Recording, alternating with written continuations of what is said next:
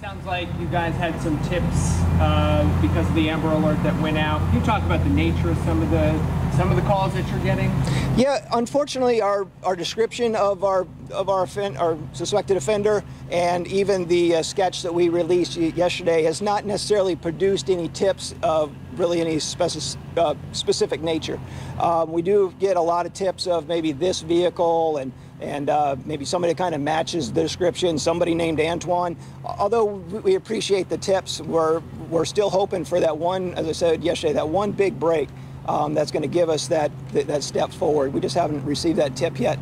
But I do want to thank the public that since our press release at 4 o'clock yesterday, we have our number of tips have gone up significantly. I think over into the 60 to 70 tips, which is almost double in less than 24 hours. So we appreciate it. There's a lot of social media chatter about families saying that this what may have happened, and suspecting the worst happened, and the relative may have done this with the boy.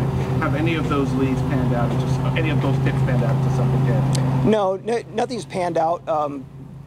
Blessedly, we don't want it to be found. But again, like I said yesterday, we're going to use our due diligence in order to find Jordan. As of right now, we have what is standard in cases like this. We have a dual-pronged investigation going. We have an investigation that is looking at everything that is being given to us, everything that's being reported to us, checking the validity of all those statements, the validity of the evidence we're finding, and then we're going on the other side too of where we're coordinating search efforts.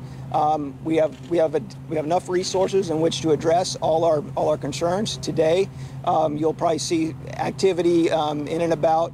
Again, the Belcher and East Bay area at apartment complexes in that area. They're going to continue to search wooded areas and other buildings, I guess, and back of buildings. Also, we're currently pulling all trash containers that we can find in the area.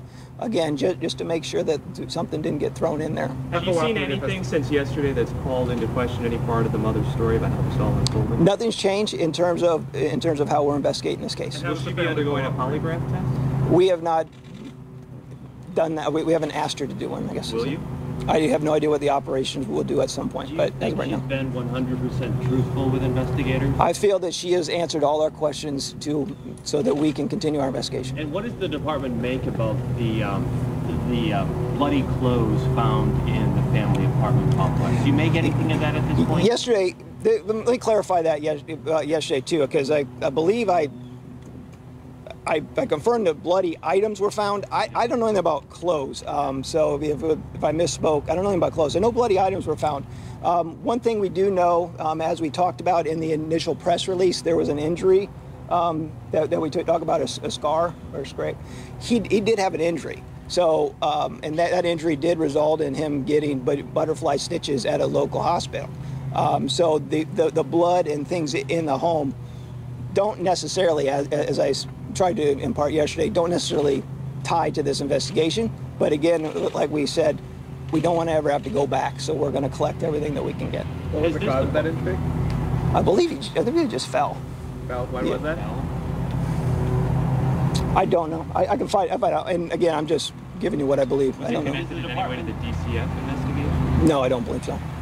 Are you asking for outside help at this point from the Florida Department of Law Enforcement or the FBI? Right now, Florida Department of Law Enforcement has been with us since Saturday working. The FBI has offered assistance, but in Florida, we utilize a process called the Child Abduction Response Team. The Child Abduction Response Team is commanded by the Florida Department of Law Enforcement and provides us the one conduit to get all those resources. We have had contact from the U.S. Marshal Service has offered assistance, and of course the FBI is both the local Clearwater office and the Tampa office have offered assistance. So at this point, we have all the resources that are needed anytime we're asking for them.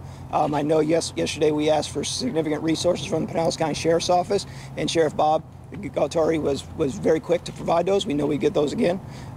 Chief Slaughter from Clearwater is also offering daily any assistance we need. So at this point, we do appreciate the public offering assistance to us for searching and things like that.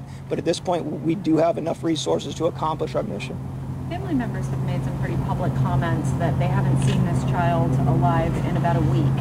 Can you comment on whether or not anybody other than the mother can verify whether the last time he was actually seen by someone was Saturday? Yes, as I said yesterday in the press briefing, he was seen on Friday afternoon. What condition is the mom in? The mom is in good health, very upset as you can imagine, and distraught. Was she hospitalized after the incident? For a short time, yes. Is this frustrating for you folks at this point, knowing that few tips are coming in and nothing solid has transpired at this point? No, as I said yesterday, we're not frustrated. We're encouraged. We're going to find Jordan, and we're going to get out there. We're going to put boots on the ground. You're going to see boots on the ground today. You're going to see boots on the ground tomorrow. We're putting together operation plans, search plans, and we're going to get out there. But what we're asking is we need the public to give us that one good tip. There's always that one good tip where somebody saw something, somebody knew something, something was strange. Let us know. Let us follow it up. Even if it turns out to not be significant, you didn't waste our time. But again, we're encouraged. We're not discouraged. With that, for the rest of the afternoon, we're going to plan on, again, using the same cycle. We'll have a media alert go out around 2 o'clock. That should have some information in it, and then we'll hopefully do a presser at about 4. And we'll keep that schedule. Obviously, something that comes up, it'll be an instant media alert. Any questions you all have, please send it to my email, and then I can respond timely. I think I've been able to get back to everybody within a minute or two. But if you go through the phone system here, it'll take a while.